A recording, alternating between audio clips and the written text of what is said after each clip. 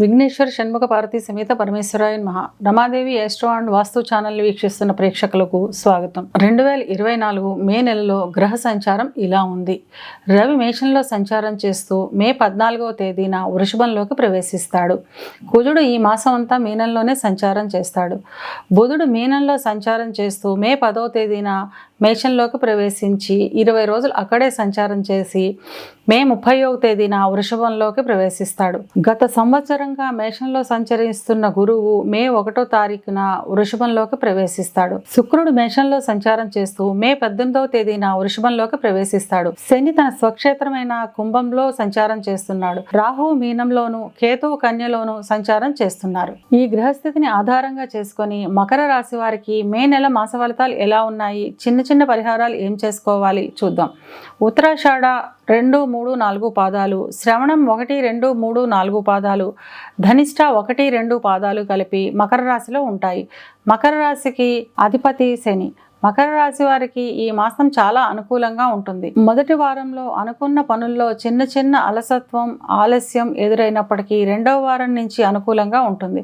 అన్ని రకాల అభివృద్ధి బాగుంటుంది. ఆనందంగా ఆహ్లాదంగా గడుపుతారు.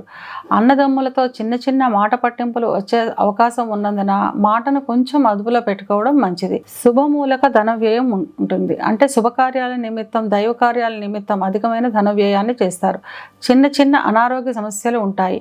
ఇక విద్యార్థుల విషయానికి వస్తే విద్యార్థులకు ఈ మాసం చాలా ఆశాజనితమైన కాలంగా చెప్పవచ్చు. పోటీ పరీక్షలలో అనుకున్న ర్యాంకులను సాధించగలుగుతారు. క్యాంపస్ సెలక్షన్స్కి వెళ్ళే విద్యార్థులకు మంచి ఉద్యోగం లభిస్తుంది. ఉద్యోగస్తులకు ఎప్పటి నుంచో ఆగిపోయిన ప్రమోషన్లు రావడం, కోరుకున్న చోటికి బదిలీలు కావడం వంటి ఫలితాలు ఉంటాయి. ఉద్యోగం కోసం ఎదురు చూసేవారికి ఈ మాసం ఉద్యోగం లభించే అవకాశం ఉంటుంది.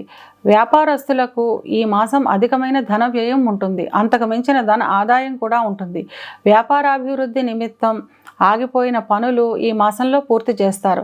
ఎంతో కాలం నుంచి రాని బాకీలు ఈ మాసంలో వసూలు అవుతాయి. ఇక వివాహ ప్రయత్నాలు చేసేవారికి ఈ మాసం వాయిదా వేసుకోవడం మంచిది. వివాహం అయిన వారు కుటుంబంతో కలిసి ఆనందంగా ఆహ్లాదంగా గడుపుతారు.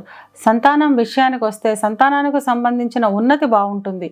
సంతానం విద్యలో రాణించడం, ఉద్యోగాలు సంపాదించడం, వివాహాలు కుదరడం వంటి శుభాలు జరుగుతాయి. విలాసవంతైన వస్తువులు, బంగారు ఆభరణాలు కొనుగోలు చేస్తారు.